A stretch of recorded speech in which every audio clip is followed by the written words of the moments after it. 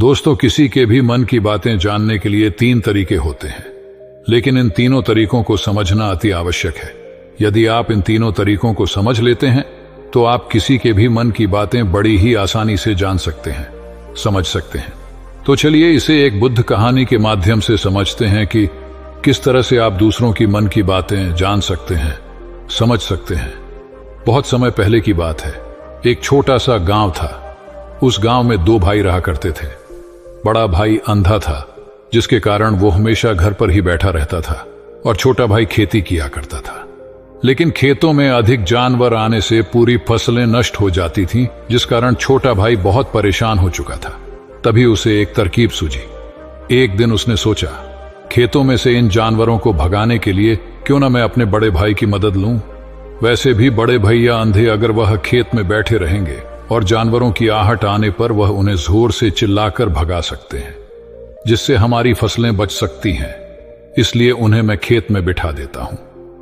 ये सब सोच विचार करने के बाद उसने अपने खेत में ही एक छोटी सी झपड़ी तैयार की और अपने अंधे भाई को उस खेत में बैठा दिया और उनसे कहा, भैया, यदि कोई जानवर की आहट आपको सुनाई दे तो आप जोर जोर से चिल्लाना।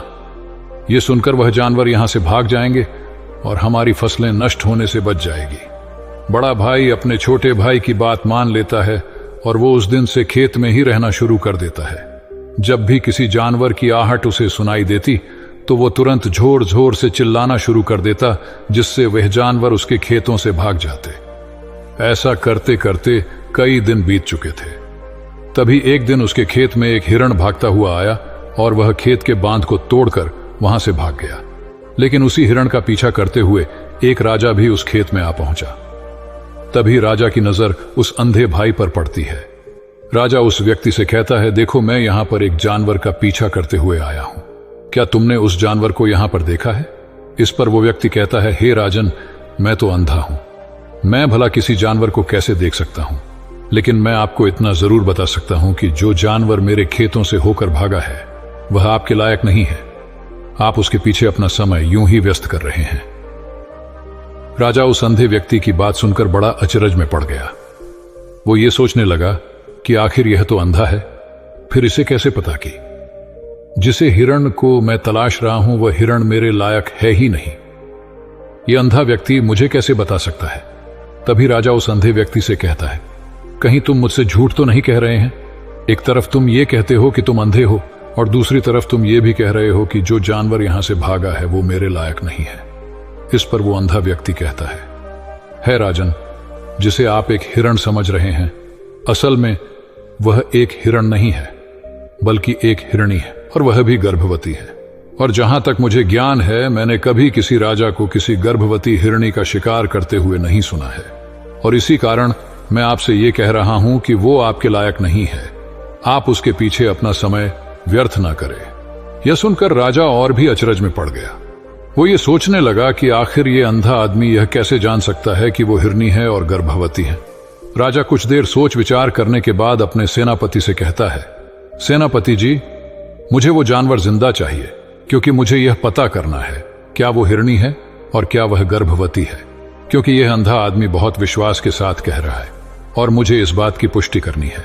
यदि वह हिरनी हुई और गर्भवती हुई तो वह हमारे शिकार के लायक नहीं है, क्योंकि हम तो एक हिरण का पीछा कर रहे थे। इसलिए जाओ और पता करो कि क्या वो हिरनी है। सेनापति राजा से आज्ञा लेकर आगे की ओर बढ़ चलता है, और कुछ देर बाद जब वह वापस लौटकर आता है तो वह राजा को कहता है, हे राजन, इस औंधे आदमी ने जो भी बातें कही हैं वो बिल्कुल सही है। वो एक हिरनी ही है और वह गर्भवती भी है। यह सुनकर राजा आश्चर्यचकित रह गया। उसे समझ नहीं आ रहा था कि आखिर अंधा आदमी कैसे पता कर सकता है कि वह जानवर एक हिरनी है और तो और वह गर्भवती है। भला एक अंधा आदमी यह कैसे देख सकता है, यह कैसे जान सकता है? आखिर इससे यह कैसे पता चला? ऐसे कई सारे प्रश्न अब राजा के मन में उमड़ने लगे।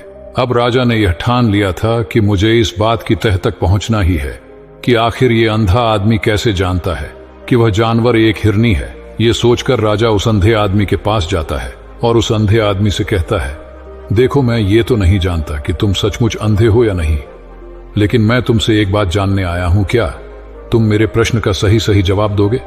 इस पर अंधा व्यक्ति कहता है, हे राजन, आप जो कुछ पूछना चाहते हैं मुझसे पूछ सकते हैं, मैं आपको बिल्कुल सच जवाब दूंगा।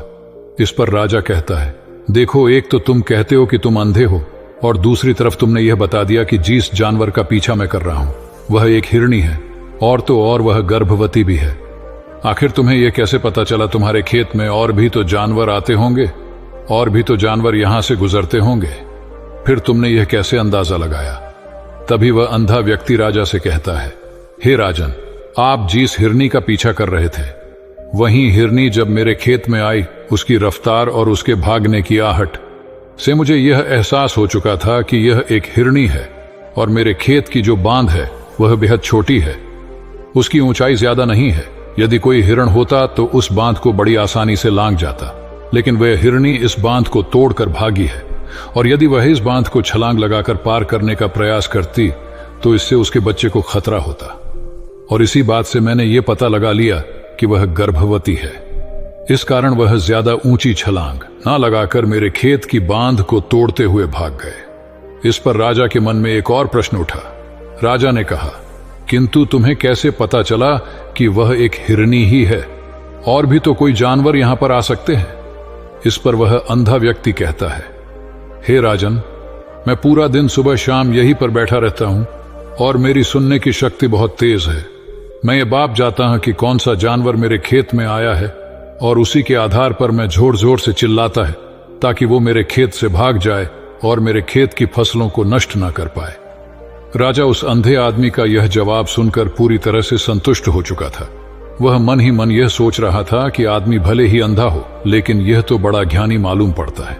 इस आदमी से कुछ ना कुछ तो काम निकलवाना ही चाहिए। ये विचार लिए हुए राजा वहां से वापस अपने महल की ओर लौट जाता है। राजमहल पहुंचते ही राजा उस अंधे व्यक्ति से कहता है, आप तो बड़े ज्ञानी व्यक्ति हैं, आपको किसी भी बात का पता बड़ी आसानी से चल जाता है। आज मैंने आपको यहां पर इसलिए बुलाया है क्योंकि मैं आपसे ये जानना चाहता हूं कि मेरी पत्नी पतिव्रता है या नहीं। इस पर वो अंधा व्यक्ति कहता है, हे राजन, ये कैसा प्रश्न हुआ? इस पर राजा कहता है, मैंने आपसे बिल्कुल उचित प्रश्न किया है, मुझे इस प्रश्न का उत्तर दीजिए। इस पर वो अंधा व्यक्ति कहता है, हे राजन, ये सारी बातें जाने दीजिए। आपकी शादी को इतने साल बीत चुके हैं और अब आप ये बात क्यों जानना चाहते हैं? आपके मन में ऐसे प्रश्न क्यों उठ रहे हैं? इस पर राजा जिद करते हुए कहता है, देखिए, आपको मुझे इस प्रश्न का उत्तर तो देना ही होगा। यदि आप मुझे इस प्रश्न का उत्तर नहीं देंगे तो मैं आपको मृत्यु दंड दे दूंगा। राजा के मुख से यह बात सुनकर वह अंधा व्यक्ति कहता है, हे राजन, यदि आप इस प्रश्न का उत्तर चाहते हैं तो उसके लिए आपको मेरा एक काम करना होगा। राजा कहता है, बोलो, मुझे क्या काम करना होगा? इस पर व्यक्ति कहता है, इसके लिए आपकी पत्नी को मेरे साथ कमरे में अकेले छोड़ना होगा। उस अंधे व्यक्ति की यह बात सुनकर राजा पहले तो क्रोधित हो जाता है, लेकिन फिर कुछ सोच विचार करने के बाद वह उस व्यक्ति की बात मान लेता है और अपने सेनापति को आदेश देता है, सेनापति जी, इस व्यक्ति को और मेरी पत्नी को एक कमरे में कुछ देर के लिए अकेला छोड़ दें। सेनापति बिल्कुल वैसा ही करता है। अब राजा की पत्नी और अंधा आदमी एक कमरे में बंद हो चुके होते हैं। तभी वो अंधा आदमी राजा की पत्नी से कहता है, मुझे आपको छूना है। इस बात पर रानी अत्यधिक क्रोधित हो जाती है और उस अंधे आदमी को वोपकड़ पकड़कर पीटने लगती है, कभी हाथों से तो कभी लातों से तो कभी पटक पटक कर। इस तरह से उन्होंने उस अंधे आदमी की खूब पिटाई की। उसके बाद किसी तरह से वह अंधा आदमी अपनी जान बचाकर वहां से भाग निकलता है और वह राजा के पास पहुंचता है और वह राजा से कहता है, हे राजन, आपकी पत्नी पतिव्रता नहीं है। यह बात सुनकर राजा अत्यधिक क्रोधित हो उठता है और राजा अपनी तलवार निकालकर सीधा अपनी पत्नी की ओर जाता है और क्रोधित होकर वह अपनी रानी से कहता है, रानी जी, आज मैं जो भी सवाल आपसे करने वाला हो उसका मुझे सच सच जवाब दीजिएगा, और यदि आपने एक शब्द भी झूठ कहा तो मैं आपका अभी के अभी सर धड़ से अलग कर दूंगा, तभी आगे बढ़े। राजा कहता है, मुझे बताइए, क्या आप पतिव्रता हैं या नहीं? इस पर रानी कहती है, हे राजन, आप भले ही मुझे जान से मरवा दीजिए, लेकिन मैं पतिव्रता नहीं हूं। राजा यह बात सुनकर बहुत खुश हुआ, क्योंकि उस अंधे आदमी ने जो भी कहा था वह बिल्कुल सच था। यह बात सुनकर तुरंत ही राजा उस आदमी के पास पहुंचता है और आकर उस अंधे आदमी से कहता है, तुम्हें कैसे पता चला कि मेरी पत्नी पतिव्रता नहीं है? राजन, बड़ी सीधी सी बात है, मैंने तो आपकी पत्नी से बस इतना ही कहा था कि मुझे आपको छूना है। और इस बात पर वह इतना क्रोधित हो उठी कि उन्होंने गुस्से में आकर मुझे लात घुसों से पीटना शुरू कर दिया। और भला कोई औरत किसी और मर्द को कैसे छू सकती है, लेकिन उन्होंने ना आप देखा न ताव, बस लात घूंसे मुझ पर बरसाने शुरू कर दिए। वह भी तो एक छूना ही हुआ, और एक पतिव्रता नारी कभी भी पराये मर्द को नहीं छूती। जब मैंने उसे छूने के लिए कहा था तो वह उस वक्त मुझे मना कर सकती थी, लेकिन उन्होंने तो मुझे पीटना शुरू कर दिया, और देखते ही देखते उन्होंने मेरे पूरे शरीर को छू लिया। अब आप ही बताइए, ऐसी स्त्री भला पतिव्रता कैसे हो सकती है? इस पर राजा कहता है, तुम तो बड़े ज्ञानी मालूम पड़ते हो। अच्छा ठीक है, चलो तुम मेरे एक प्रश्न का और जवाब दो। यदि तुमने मुझे इस प्रश्न का सही जवाब दे दिया तो मैं तुम्हें यहां से जाने दूंगा। आगे राजा उस अंधे आदमी से कहता है कि तुम मुझे ये बताओ, क्या मैं सच में अपने पिताजी का ही बेटा हूं या फिर किसी और का? इस पर वह अंधा भी कहता है, हे राजनयी, इस बात से आपका क्या लेना देना? आप किसी की भी औलाद हों, आखिर आप हैं तो इस राज्य के राजा, इसलिए इस प्रश्न को जाने दीजिए। लेकिन राजा कहता है, नहीं, मुझे इस प्रश्न का सही जवाब चाहिए, अन्यथा यह प्रश्न मुझे हमेशा परेशान करता रहेगा, इसलिए मैं इसका सही जवाब जानना चाहता। यदि तुम इसका सही जवाब दे देते हो तो तुम यहां से जा सकते हो, मैं तुम्हें नहीं रोकूंगा। इस पर वह अंधा आदमी कहता है, हे राजन, इसके लिए तो मुझे आपके मां के पास भी जाने की कोई आवश्यकता नहीं है। मैं आपको अभी यह बता सकता हूं कि आप किसकी औलाद हैं, लेकिन उससे पहले मैं चाहता हूं कि आप मुझसे एक वादा करें कि आप मुझ पर क्रोध नहीं करेंगे। राजन ने कहा, मैं तुमसे वादा करता हूं, मैं तुम पर क्रोध नहीं करूंगा। इसके बाद वह अंधा आदमी राजा से कहता है राजन, आप हैं तो अपने ही पिता के पुत्र, लेकिन आप पर एक कंजूस सेठ की छाया पड़ी हुई है। यह सुन राजा बहुत क्रोधित हो उठा और वह तुरंत तलवार निकालकर अपनी मां के पास जा पहुंचा। वह वहां पर पहुंचने के बाद अपनी मां से कहता है, मां, मुझे सच बताइए, क्या मैं अपने ही पिता का पुत्र हूं या नहीं? यदि आपने मुझे सही नहीं बताया तो वह यहीं पर अपने प्राण त्याग दूंगा। मुझे बताओ क्या सच है? इस पर उस राजा की मां कहती, बेटा, तू है तो अपने ही पिता का पुत्र, लेकिन तुम्हारे ऊपर एक कंजूस सेठ की छाया पड़ी हुई है। जब मैं एक बार नहाने के बाद अपना मुंह आईने में देख रही थी, तभी उस कांच के पीछे मुझे एक कंजूस सेठ नजर आता है और उसी की छाया तुम पर पड़ चुकी है। यह सुन राजा बहुत खुश हो जाता है और वह तुरंत दौड़ा वापस उस अंधे आदमी के पास पहुंचता है और उस अंधे आदमी से कहता है, तुम्हें यह कैसे पता चला कि मुझ पर एक कंजूस सेठ की छाया पड़ी हुई है? इस पर वह आदमी कहता है, हे राजन, आपने मुझसे कई सारे सवाल पूछे जिनका जवाब मैंने आपको सही दिया है। यदि कोई और राजा होता तो मुझे इसके बदले में ढेरों सारे इनाम मिल चुके होते, लेकिन अब तक आपने एक फूटी कौड़ी तक नहीं दी है। इस बात से ही मैंने अंदाजा लगा लिया था कि आप बहुत कंजूस हो। यह बात सुनकर राजा जोर से हंसने लगा और कहता है कि आप जो भी मांगेंगे वह मैं आपको अवश्य दूंगा, लेकिन मुझे यह बताओ कि तुम्हें कैसे पता चल जाता है कि कौन सी बात सही है और कौन सी गलत? तुम किसी भी बात का इतना सटीक और सही जवाब कैसे दे पाते हो? इस पर वह अंधा आदमी कहता है, हे राजन, मैं तो वैसे ही अंधा हूं। यदि मेरी आंखें होती तो मैं किसी की भी मन की बातें बड़ी सरलता से जान लेता। मन की एक भाषा होती है और यह भाषा मनुष्य के शरीर के व्यवहार के रूप में देखी जा सकती है। उसकी आंखों से, उसके होठों से, उसके काम करने के तरीके से, उसकी क्रियाओं से पता किया जा सकता है कि उसके मन में क्या चल रहा है। उसके आधार पर हम किसी के भी मन की बातें जान सकते हैं, लेकिन मैं तो अंधा हूं, मैं देख नहीं सकता, इसलिए मैं क्रियाओं से देखता हूं। यदि मुझे कोई बात जाननी हो तो अगले आदमी को कुछ काम देना पड़ता है जिस पर वह व्यक्ति किस प्रकार काम करता है, किस तरीके से इस काम को करता है, उसके आधार पर ही मैं यह पता कर पाता हूं कि उसके मन में क्या चल रहा है। तभी वह राजा कहता है, तो क्या इसका अर्थ यह हुआ कि मैं भी किसी के मन की बातें जान सकता हूं? इस पर वह अंधा आदमी कहता है, हे राजन, अवश्य आप भी किसी भी व्यक्ति के मन की बात जान सकते हैं, किंतु उससे पहले आपको अपने ऊपर काम करना होगा, और वह काम है अपने मन को शांत कर, अपने मन को वर्तमान में लाना, जिसके लिए मैं आज आपको 3 तरीके बताने वाला, और ये तीनों ही तरीके बड़े ही आसान और सरल है। किंतु हे राजन, उससे पहले आपको एक काम करना होगा, अपने मन को एकाग्र करना हो। जब हम अपने मन को एकाग्र करते हैं, अपने मन को वर्तमान में लाते हैं, तो हम दूसरे के मन की बात जान सकते हैं, क्योंकि वह आदमी अभी भी अपने मन में वर्तमान में ही सोच रहा है और हमें भी मन को वर्तमान में ही लाना होगा, तभी हम उसके मन की बातें जान सकते हैं। यदि हम अतीत में हुई घटनाओं के बारे में सोच रहे हैं तो वह जो अगला आदमी वर्तमान में सोच रहा है, वर्तमान में अपने मन में बात कर रहा है, वह हम कैसे जान पाएंगे? क्योंकि हम तो अतीत की घटनाओं में डूबे हुए हैं। इसीलिए किसी के भी मन की बात जानने के लिए सबसे पहले हमें हमारे मन को एकाग्र करना होगा, उसे वर्तमान में लाना होगा।